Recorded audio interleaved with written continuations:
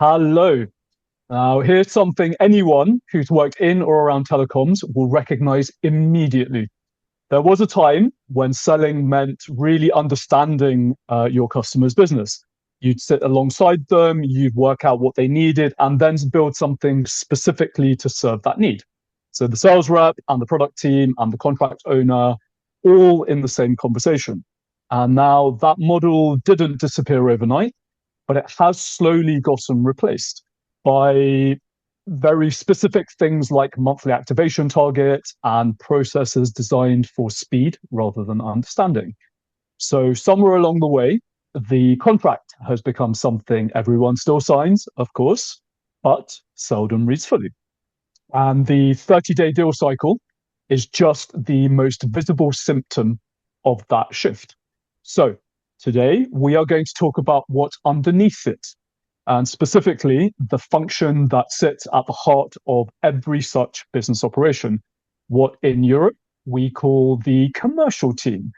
But in the US, it goes by the much more fun name, deal desk, which I have to say sounds a lot more go-getting.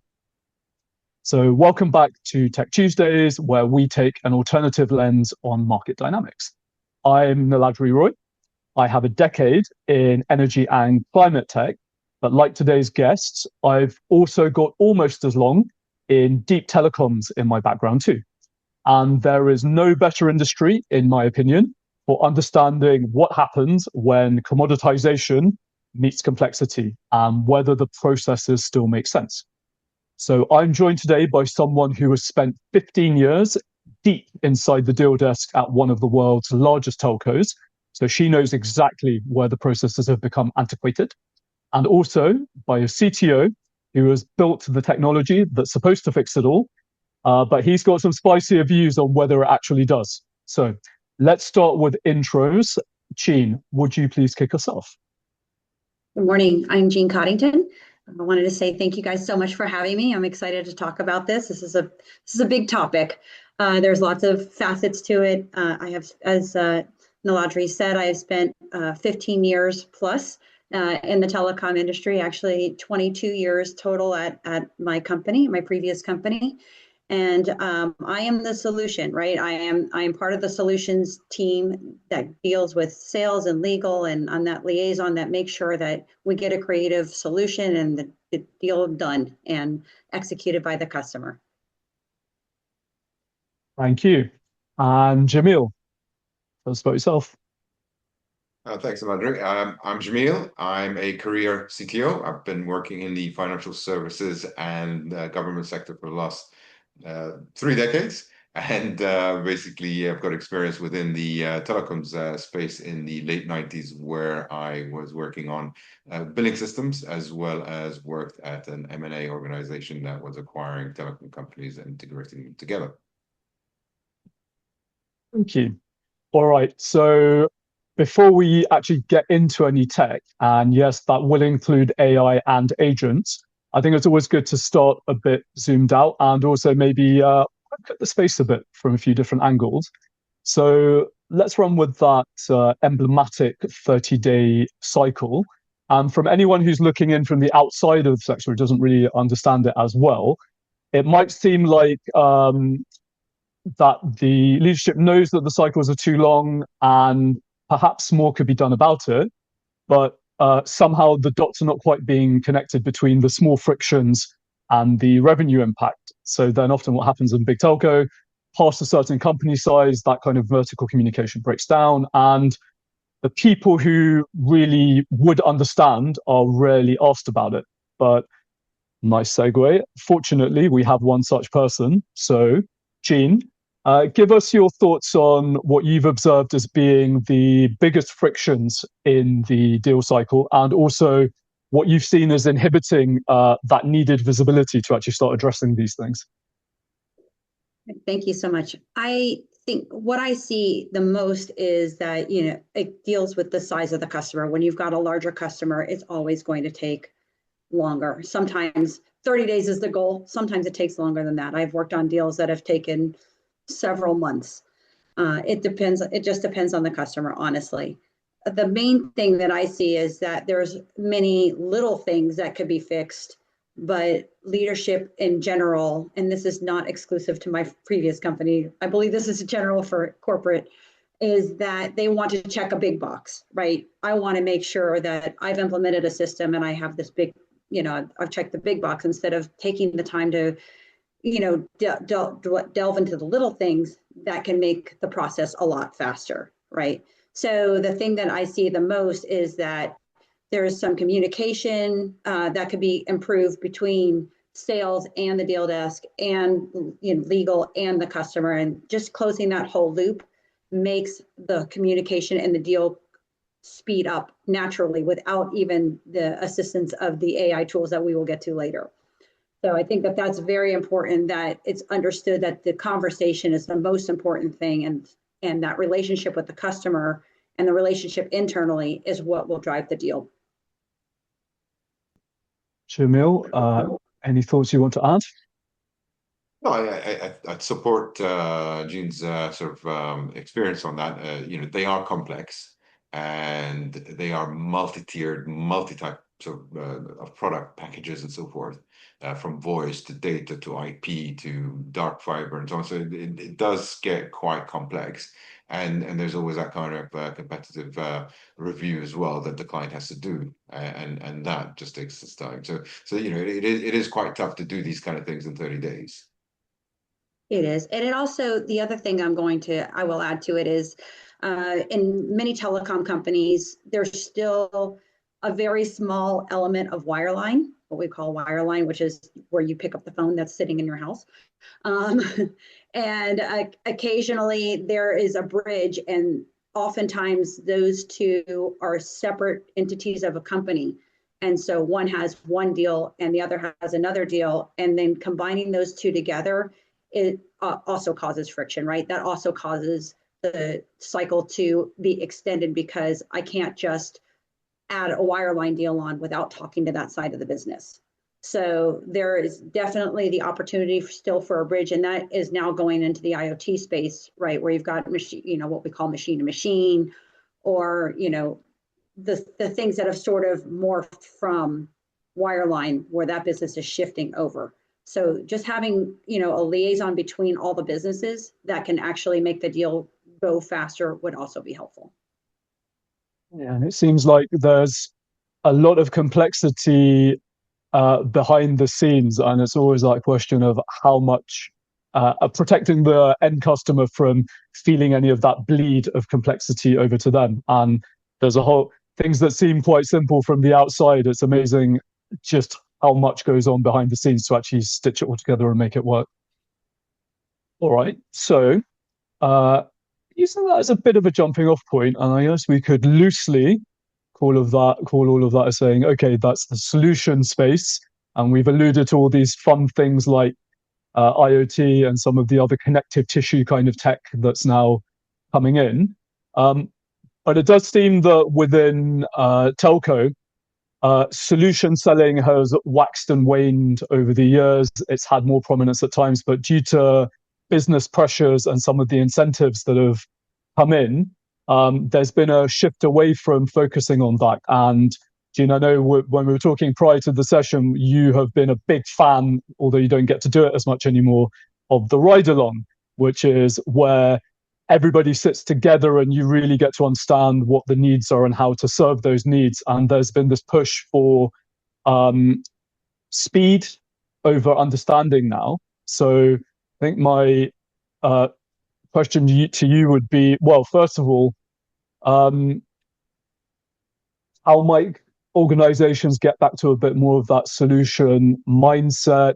What's replaced it that actually is useful rather than focusing on what isn't? But then, of course, let's also talk about what's coming that is a bit suboptimal.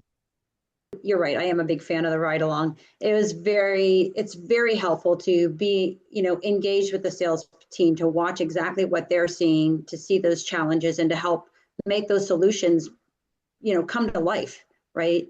I think honestly that the very large picture of it, the way what we call the street perceives it, is that it's all about net adds. It's all, can you add more phones? Can you add more phones? But that's not a realistic point of view to me anymore, because the penetration is so high. All you're doing is moving from one company to another. You're not really getting net adds anymore. You're just shifting based on price, right? And to me, going back to that sort of solution selling in some, meaningful form will, increase the longevity. And that's the important thing. That's what companies need to be looking at. Do I have you, and do I have you for life? And that is really what we need to get back to. And the sales teams are talented, right? They know what they're doing. They want to get back to that. And having that relationship is really where it all begins and ends. If I want to buy a phone from you and you just sell me whatever is on promotion right now, then I'm not really, that could be totally the wrong phone for me. I may not have any idea how to use that phone. But what I really want to do, but then you say, you know what, let me help you understand that phone. Okay, now you've established a relationship with me that's going to extend, and I will call you, even if you're not the lowest price. I'm still going to call you because you gave me that service and you showed that you cared about me. They say the customer always remember how you made them feel. That's what we need to get back to. I know it seems far-fetched and maybe a little touchy-feely, but I do think that it's very important. And when you care about somebody, they're automatically going to come back to you. They're not going to even look at another competitor, no matter what the price is. Are you saying that Deal Desk is kind of broken in its current format and it needs to transform into something else that aligns much closer to what a customer's vision is for the next 3 to 5 years in their own company? I think that it goes back to that initial conversation that I was talking about, because Deal Desk is that liaison, right? We sit in that sweet spot of being between sales and the other teams internally, right? And so when sales doesn't have time to have that conversation with the customer because they're being pushed from one to another, then you lose sight of what that solution really is. So if I need to have connectivity in my building, just selling me the phone is not going to get it done. And we don't find out about that until later down the line, right? So I think it goes back to also Deal Desk stepping up and saying, let me ask you better questions, right? And that comes from understanding the process. So that's one of the things that I always did, was make sure that I understand what's happening within the company so that operationally, so that I can make a better deal. I can ask better questions, especially to the newer salespeople that are just getting started, right? So it's important for them to understand what I do so that they can relay to the customer what's going on and keep them in the loop. Also further establishing that relationship and extending it on. So do I think it's broken? No, but I always think that there's room for improvement, right? There's a way to grow. And that's the important thing, is growing that direction too will help. So I thought this come up just hearing what you've said. So you're very aware and you use your experience to understand what the questions are to ask the best ones. It seems like to me that there's a gap between salespeople really understanding what they're selling, and of course there's always that issue of how to train a team. But my question would be, how could a Deal Desk team be better involved in the training of the sales staff and the sales team? Is that something which is being addressed? Is there a good interlinkage now, or is that something that could really be improved to help the sales team have that kind of awareness? Yeah, it can always be improved. I attended several sales meetings just because it's very nice to have that sort of point of view and give them that point of view. I've been a part of teams where we actually conducted financial acumen training for the sales team, just so that they had an understanding of what they were selling, right? And what it looks like when you say to a customer, I can give you a free phone. Okay, that's great, but this is what it does to the revenue, right? Because we have to factor in, I'm not just talking about the subsidy right now. I'm talking about the fact is I still have to turn the lights on. That costs money, right? And just so just giving them an understanding of what's going on in the background also helps them drive a better solution and drive, more business and more meaningful business. That's really the key, right? Getting them, it's meaningful business, not just I sold you a widget today, right? That's the most important thing. So there's definitely, I see sales leadership wanting to extend the relationships internally. The thing is that they have to understand that it's worth it to take the time to do that, right? It's worth it, especially when you're new to a company and you're new to selling. Take some time, actually help that person ramp up, not just show them the system and then move on, right? Let's talk about how this company's working, and let's show you, let me get to introduce you to all the people that are around it, so you understand what this process looks like, and you're not making promises to a customer you can't keep, number one, but that you really understand operationally what's happening, and you can help make it better because you're seeing it from the outside as well, right? So input is what is the most valuable. What would you say is the gap between what pricing is actually offering and then your insights into what the buyer mind is, what they're looking for, what they think they're looking for, and what they actually need, given you have the expert view on that, and you have to kind of persuade them that, hey, trust you. Right. So, definitely in the B2B space, we saw quite a bit of that, right? Especially as unlimited pricing sort of came back into being again, went away for a while. We went to what we call a metered pricing, where, you pay $5 for 10 texts. That was a very long time ago, so most of our viewers won't even realize that, but it's a reality, right? And then we went back, we had unlimited pricing, then we moved away from it, and it sort of, had a resurgence again, came back to unlimited pricing. And the B2B contracts that were in place that still had that metered pricing were wanted that shift to happen. What they, a lot of people don't realize is that there's other incentives that are going on within the B2B space, right? Depending on the size of the contract, obviously, the more lines that you're bringing in, you've got other incentives going on. And that comes back to the education part of it, where, sales being able to sit with us and us being able to sit with sales, where I can explain to them, this is what the customer is actually paying. Right, you cannot just look at one price plan and say, oh, this is more than what in the B2C space is, right? I'm paying this, but then if there's other incentives involved, free phones, contractual bonuses, whatever, then that price has all of a sudden dropped down, and it's usually below what in the B2C space is looking at. Right. And then you can say to the customer, no, I've actually already gotten you that. Right. And that just makes you look like you know what you're talking about, that you care about. Again, goes back to this, caring about the customer, and you understand the contract. That makes the customer say, oh, okay, I'm actually getting the deal that I thought I was. It doesn't, like I said, it's not just down to one price plan. It's the entire picture that you have to look at.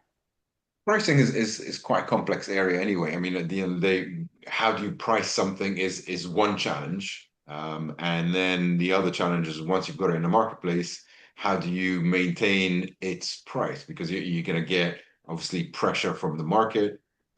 Customers who've used a product or used your service for a year or two expect reductions. So there's always that push and pull, right? And it's never easy. Right. Is it providing a tool that will give a model of this particular customer for a sales and a deal desk and team to work on? Is it easy to create all these different models for different clients, and how do you maintain them going forward? And then how does that translate to billing and all that kind of stuff? So it's not an easy space. Sometimes we try and oversimplify it, but it's not that easy to do. No, it's definitely not. And the models, are basically set up in the most elementary way. Just explain it is, I've got, like I said, I've got to turn the lights on, right? So I've got that cost. I've got the cost that I have to pay the commissions, what an average commission is, what the average subsidy is. All of that is taken in consideration.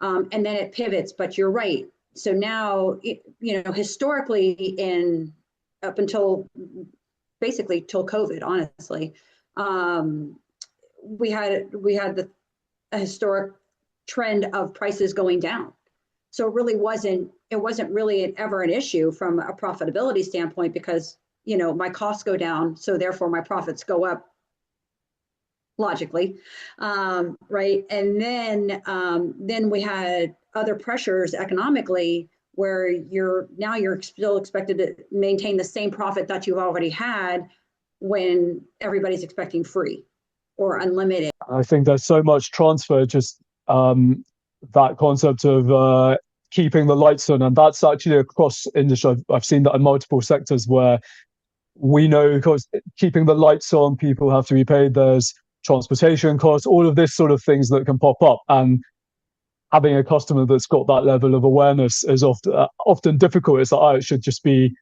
like, why is it so much? Why is it so much? Without factoring in all of these other very legitimate factors that have to be considered.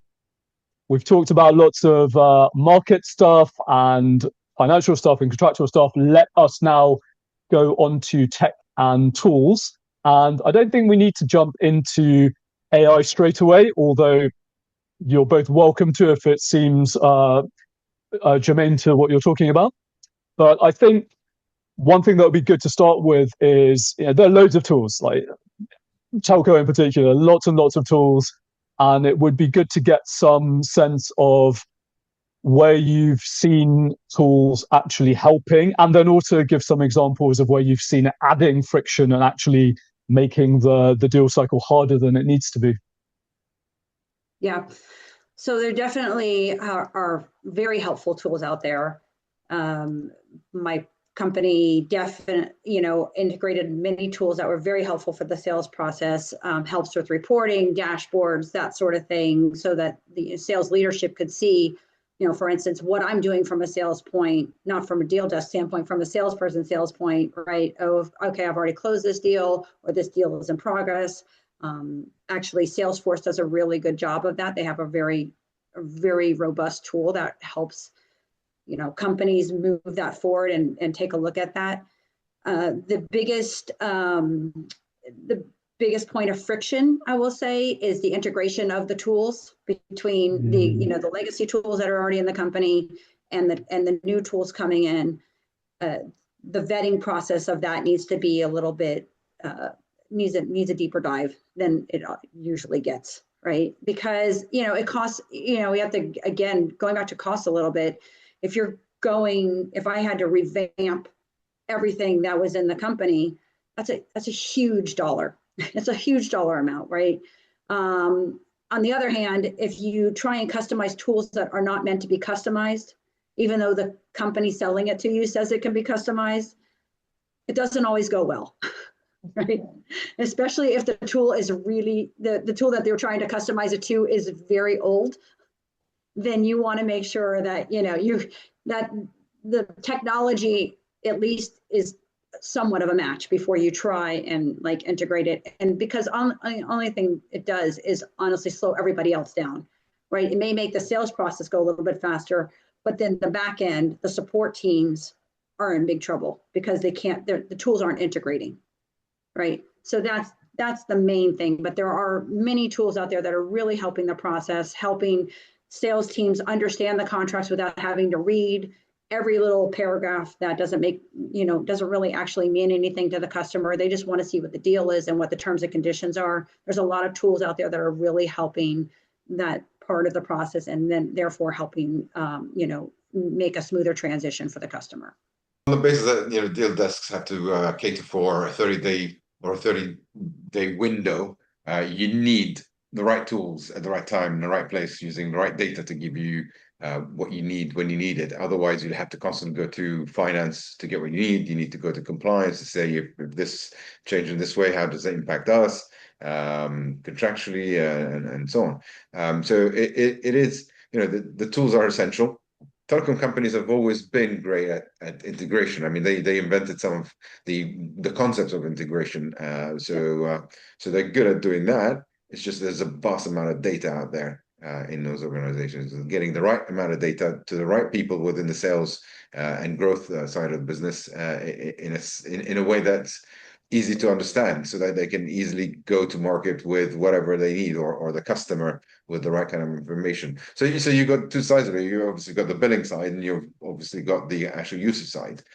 So you kind of need to know what the customer is consuming, and you need to understand where are some of your sort of headwinds coming from in terms of price increases, and where are the economies of scale that you've managed to achieve in the last 6 months as an organization that can reduce certain costs within the telecom proposition. So it's a constantly moving sort of dynamics in terms of the pricing, and having the right tool is just critical. A CRM is just helping you with the relationship and a view of the customer, right? And that's not always as easy. You don't necessarily always get a 360 view of the customer.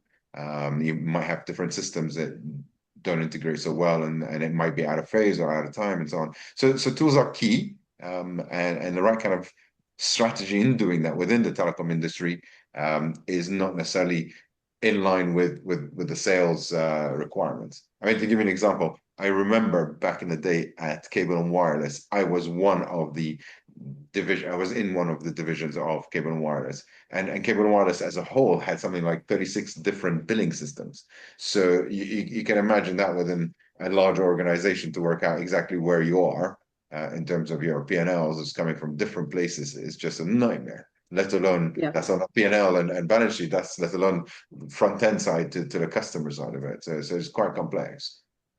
It absolutely is. And I think it also goes back to, our earlier point about training, right? And taking the time to make sure that the right teams have visibility to those tools, right? Mm-hmm. It's not just about the sales team having that CRM access. Some implementation may need it. Deal desk needs it. Everybody needs to see where that customer is, because now we're storing contracts in there as well. So now I can see where the execution is, if there's been red lines, that sort of thing coming through. But if I don't have the time to learn that tool, then we're never gonna get full use out of it, right? So the balance is the hardest thing, honestly, to me. And this is, again, this is not limited to telecom, right? This is across businesses, right? You've got to be able to make the time to get the training in there and not just have one person do it, right? So that's the other thing that we're learning with the economies, the way that it's going is, with layoffs and, reduction and just shifting from one company to another, you're losing the one person that knew what was going on, right? So it's a little bit of a segue, but it's still true, right? I was a person that could, take the time to learn everything, and now I'm gone. So now Jamil's stuck with having to try and figure out what's going on with this tool and does it work or not. So I want to monitoring SLAs as well, right? I mean, SLAs impact performance, impact billing as well. Yeah, absolutely, yes. And to your point, when you have 3 or 4, 10 billing systems, life is difficult because they're not talking to each other. Those systems aren't talking to each other, so you have no idea where your true sense of revenue is, and that's important as well. I'll throw in one of my stories there. So my time at Ericsson, and I was directly working on the managed services for, at the time, we were doing 3 Vodafone and O2. So you're talking tens of millions of customers on the operator side, and we're trying to have our singular system. We've got a network operation center, but you've got customers who've got their respective systems, and even trying to bring in tools to optimize across those. If you don't get it right, that's operational downtime. And telecoms made 5 nines the byword. I don't know if that's where it originated from, but whatever downtime we've got going on inside, and you can't have that hitting the customer. But there was a lot of complexity to handle there, and a good tool made it all a lot easier, and a not very good tool was always a bit of a pain in the bum. You actually alluded to something there, which is onto our final point, which is actually my favorite of the lot, probably because it's very topical right now.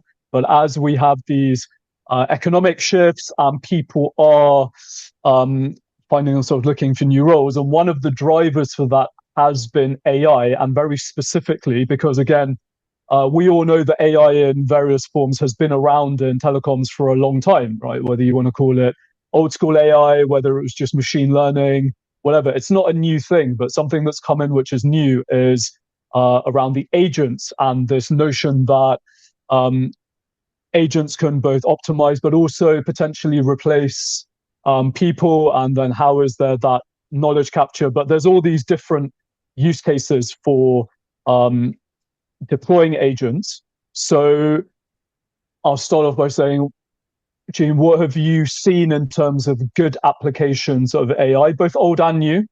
And then where have you observed it being attempted with good intentions, but really falling over for unforeseen reasons? Yes, I think AI is a very useful tool, and it's not just on the sales side, right? For the sales team, I find it very useful because, like I said before, it could summarize the contract for them, right? It can give you the key points. So you have a quick summary for the customer, and you're not having to scramble around for a couple of hours trying to figure out what's going on, right? I used to lay out manually for a customer, do manual calculations for the sales team so that they could understand, what the customer is getting and how much the customer is, going to be really paying per month, as opposed to, this is what it averages out to, sort of thing. And that's very important. And now they can do that with AI, right? They've got that tool. The other thing that I really love about AI from that perspective is that if you reach in and you're doing an inquiry as to what services I can offer you, then it's automatically it's sending you back a personalized note saying, let me ask you some more questions. And then that's an AI note, right? But that AI note's going to a human being at the end of the day. So, right, it's about having AI be the partner for the person as opposed to replacing the person. And I think also from a deal desk point of view, right, we've sort of been seen as the speed bump in the road, right? We're the ones that hold up the deal, whatever. And now AI, with some of the, having some of the contractual language, like sort of built in, if you will, we can, get contracts out the door faster. If a customer wants to redline, it comes back faster. We can take care of it in a lot more timely fashion. That will help, overall reduce that sales cycle. I saw an article that said that it has so far reduced up to 17% in the sales cycle. I think it depends on the use of AI. We'll say it that way. But again, I really don't see that the agent can replace a person. I just think it's a partner. It can do simple tasks. I mean, we've always had what we call a brochure contract, where if you're a very small business, your discount is set at a certain rate, and this is what you get, right? It's sort of a, out of the box solution, right? And however, as the deals get more and more complex and customers want more and more things, then you've got to have that human. There's just, you cannot be replaced by an agent from that perspective. And I think that, industries in general can learn from the fact that AI is the partner. It's not the replacement. So, but that comes from educating on the leadership side, right? Leadership has to understand what is going on beneath them before they say, okay, Jean, you can be replaced by AI. They can do it. It can do it. You can do. It cannot, right? At the end of the day, and not only that, the customers still want to talk to a human. I mean, we've all just in basic customer service, we've called in and we hear a machine, and the first thing we want to do is just, please let me talk to a human. It can't answer everything, right? It can say, yeah, I can see I can't answer your question. It's getting better. It's definitely getting better, but we want to make sure that it's that, like I said, it's creating that partnership, which is still creating that human interaction at the end of the day. Yeah, I think if we're replacing IVR, press 1 for this, press 2 for that, with an agent to effectively reach the same result, we've not added anything. I think the important part is, how can I get deal desk leaders like Jean to look after more customers, right? And to be able to look after more customers, the legwork needs to be done for you by the agent. So it tells you, heads up on contract renewals, changes and variations of a certain overall pricing that you could actually introduce to a new customer, might reduce your income on the deal by X%, but give you a different benefit somewhere else for the client, share of wallet of the client, and so forth. So I just think for it to give you more power at your fingertips in terms of information, power to be able to communicate with the customer much more frequently with a lot more data, builds that relationship. I think it solves that problem in terms of I've got so many customers and so little time. I think that's really where it comes in. Will it replace? No. At the end of the day, these are complex deals. We want to speak to a human being, right? It's simple as that. We want to understand what are the implications of terminating tomorrow. But you're the one who comes along and says, okay, but why do you want to terminate? What's the actual challenge? What's the issue? Is it a price? Is it a behavior? Is it an SLA? And that's where you'll be able to help with that. And you can bring up that information quite quickly without having to depend on the billing team, the customer success team, or the support team, or the SLA networking team, and so on. It's all assuming all the data's there, assuming the data is trustworthy. That's actually the real representation of the journey of the customer with you as a relationship. It would really elevate what you guys do. It's just whoever develops that solution needs to really understand what Jean and her team does, and exactly where that data is and how to bring it all together. So one of the things that these AI tools are really good for is also understanding when a customer is up for renewal. Knowing that in advance and having, letting just the support teams and the sales teams have access to that ability can also reduce the sales cycle. Just getting and being able to get in front of it, recognizing that the customer is getting close to their term, can make sure that, we can start having meetings with those customers in advance to either get them the same deal or a better deal, which is probably, to Jamil's point and Niladri's point, this is what the customer is going to want, right? Most likely the customer is going to want something better than they had before as a reward for their loyalty, which is fine and expected. So, but that can help, even if the deal cycle still takes 30 days, if I'm 60 days in front of before the customer is expired, then I've actually reduced the sales cycle, right? And again, going back to that solution of making sure the customer has everything that they need. If they need something new, it gives us leeway to get it done before the contract expires, and we're not having to do extensions, which takes up legal time. Therefore, other things are happening, causing the deal desk process and the deal process in general to take longer. So that's an excellent point of having that AI tool telling you, hello, this customer is now coming up for renewal. Let's get on it. Let's make sure we're doing what we need to do. Yeah, I think apart from telling you, which is a schedule element, the next question is, how can it tell sentiment? What does a customer think of the proposition that's already there? I don't know if that, you can capture that from actual billing in terms of usage, trends, and all that kind of stuff. At the same time, the tool can actually position other propositions. So it knows, like, the trend of using this feature is downwards, right? So at least a conversation with the client saying, you know what, you're 60% down on this feature. Do you really need it? Do we work out an exit strategy for that one and bring in new strategy for a new product? So it helps the deal desk create a different proposition rather than it's time to renegotiate. You're okay with 15%? Done deal, sign the contract, move on, right? So you're always bringing in new bits that brings in other different kind of logins for next time. Correct. Yeah, and it just drives that outside the box thinking, which is so important, right? Every customer wants that. There's no industry exclusivity. There's no, even from a consumer standpoint, right?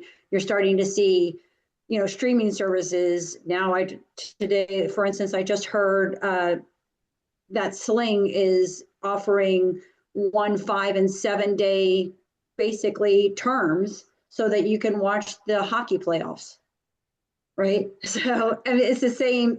Now I don't have to subscribe for 3 months or a year. Now I can just subscribe for a week too if I just want to be able to see the playoffs, right? So you're starting to see more and more customization in that regard, which I think is important, and that's what the customers want. They want to see that I've taken time to think outside the box and say, to Jamil's point, this is a better solution for you. Let's work towards getting that done, and let's get it done as quickly as possible. Just as I had imagined, that was the most animated part of a actually quite animated conversation, which is great. So unfortunately, we are coming to the end of our allotted time. So thank you to you both for really putting some good energy into it. I jotted a few notes as I went along, so there's lots of good stuff. So just recapping a few of them. Combo of better training plus tools plus visibility. I love the manual calculations are still a thing. It's like pen and paper. That's what it feels like. Articulation of extra value to customers who don't really have the ability to see under the hood. And of course, that's on us to inform them rather than the other way around. Relationships are still the absolute most important thing, right? Touch points, especially with the deal desk. There are a lot of touch points, and the deal desk can be the accelerator or the speed bump. And I got, in terms of the AI part, of course, it's going to be a partner. It can improve things, but it's going to help with efficiency and also some outside the box thinking as well. So that's just a handful of the things that I noticed as we went along. So thank you to you both, and also to our audience. And if this has been useful and informative, then please do give Tech Tuesdays a follow. We will be back with plenty more topics in the series. And as ever, if there is anything that you'd really like us to get stuck into, then drop us a comment and we'll pick that up. So once again, thank you to Jean and Jamil for a very insightful conversation. And also thank you all for watching.